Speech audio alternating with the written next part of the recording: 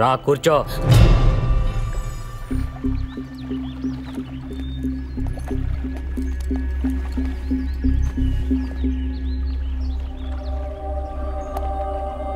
చూడు,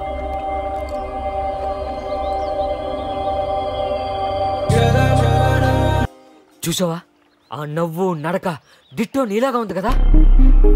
నువ్వే పద్దు, అవునా కాదా? దాన్ని నాలో చూసేసుకుంటే ఎలా? దాన్ని దీని అంటావేంటి? రెస్పెక్ట్. అది కాదు కిట్టు సార్, పద్దు మేడంని నాలో చూసేసుకుంటే ఎలా? నీకో విషయం తెలుసా? నేను వేరేని వెళ్ళడానికి ఇక్కడికి వచ్చాను. వద్దు ఎన్నోసార్లు ఆ రోమియో జూలియట్ ప్లేస్కి వెళ్దాం అనేది. తన కోసమే ఇక్కడికి వచ్చాను. నిన్ను చూసినప్పటి నుంచి నాకు నిద్ర పట్టడం లేదు. పొద్దు ఏ బతుకొచ్చిందా లేక నా పొద్దుని నిన్ను పంపించిందా అని అనిపిస్తుంది. మరి అంత కన్వీనియంట్ గా మాట్లాడకండి సార్. పద్దు మేడం వేరు, నేను వేరు. వేరే. నీ ఫోటో మా ఇంటికి పంపించాను. మా ఇంట్లో వాళ్ళందరూ షాక్ తెలుసా. పొద్దు వాళ్ళ అమ్మ నాన్న అయితే నమ్మలేకపోతున్నారు. మా ఇంట్లో అందరూ నిన్ను వైజాగ్ తీసుకొచ్చామంటున్నారు తెలుసా. మ్యాటర్ మరీ ఇంత సీరియస్ అని నాకు తెలీదు సార్. ఏంటి నీ ప్రాబ్లం? నన్ను పెళ్లి చేసుకోవడానికి ఏంటి నీకు అబ్జెక్షన్? నా బాయ్ ఫ్రెండ్, నాకు ఒక బాయ్ ఫ్రెండ్ ఉన్నాడు. నేను ఆల్రెడీ లవ్ లో ఉన్నాను. తన పేరు రాకేష్, న్యూయార్క్ లో ఉంటాడు. Very rich guy. తనకు బోల్డ్ అని బిజినెస్లు ఉన్నాయి. ఇప్పుడు చెప్పండి నేనేం చేయగలను?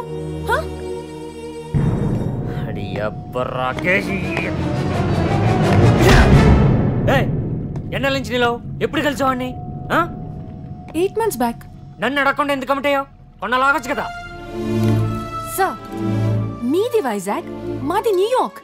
మీ పర్మిషన్ ఎందుకు తీసుకుంటాం సార్ మేము? అస్సలు మీరు వేసే ప్రశ్నలకి ఏదైనా అర్థం ఉందా సార్? మీనింగ్ ఉందా? నువ్వు వాడితో లవ్ లో ఉన్నావా, డీప్ లవ్ లో ఉన్నావా? డీప్ లవ్ లో. ఎంత డీప్?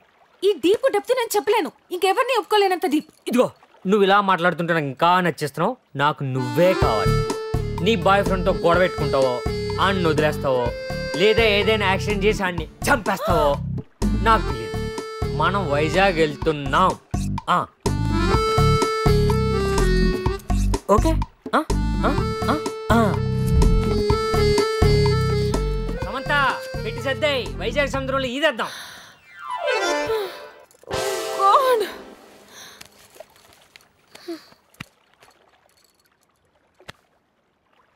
పిచ్చిన కొడుకులుంటారని విన్నాను, కానీ ఎప్పుడు చూడలేదు. ఇప్పుడు చూశాను.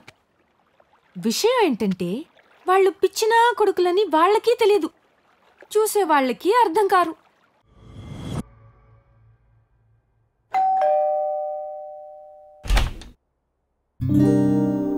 హే, నా రూమ్ ఎలా తెలుసు?